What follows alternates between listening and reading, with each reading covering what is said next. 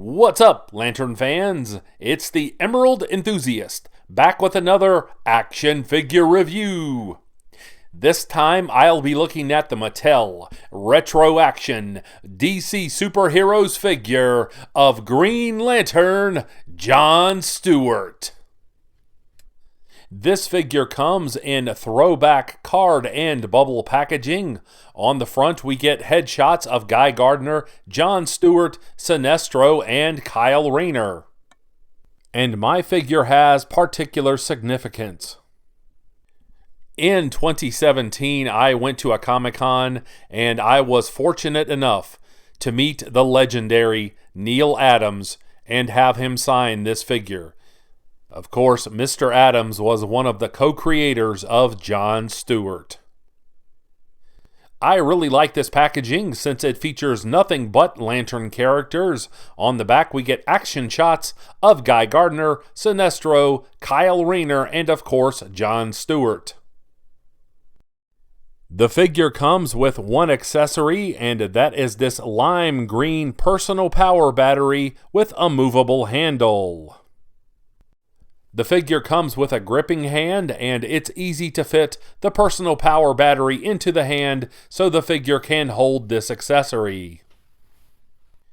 John Stewart is clad in a classic Green Lantern Corps uniform with a lime green, black, and white color scheme. The large plastic boots allow this figure to stand independently. Although the stitching on the uniform is still visible, it is less obvious than the stitching on the Hal Jordan figure that I recently reviewed. This figure line is an homage to the old Mego Superheroes figure line from the 70s and early 80s. Although the visible snaps that hold the uniform in place are very similar to the ones that Mego used, they are nonetheless an eyesore. The figure's boots feature sculpted wrinkles around the ankles, and these boots are removable. The figure includes this precisely placed, screened-on Green Lantern chest symbol. The sculpting on the ring is excellent. The Green Lantern Corps symbol is visible, and the paint applications have been evenly applied. Likewise, the sculpting on the mask and the paint applications on the white eyes are very precise. The sculpting on the mouth and cheekbones is slightly more realistic than some of the other figures in this line.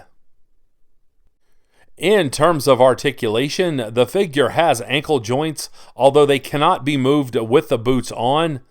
Here's a look at the knee joints. And the articulation in the hips is outstanding, as you can see. The figure has excellent swiveling at the waist. There's rotation at the wrists. Here's a look at the articulation in the elbows. It's possible to raise the arms up at the shoulder joints, however, be careful, that does put stress on the uniform. It's also possible to raise the arms out from the torso this far. In terms of the head sculpt, the figure looks side to side, but that is the extent of the figure's articulation at the neck joint. It's possible to unsnap and remove the uniform, although there is some risk with that.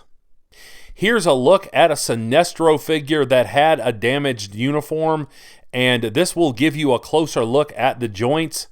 Notice that this figure is stained from the dye in the black sections of the uniform. These figures are not that easy to find at this point, although they're not overly pricey either. I routinely see these retro figures selling for around $30 mint on card, so if you decide to pick one of these up, I wish you happy hunting.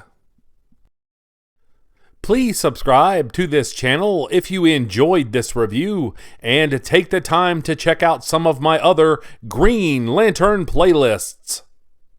You can also check me out on Multiverse Musings, the vidcast, which is available right here on YouTube, and that's the home of the Emerald Echo podcast, where we cover the adventures of all of your favorite ring slingers. And I'll be back with more Green Lantern content soon.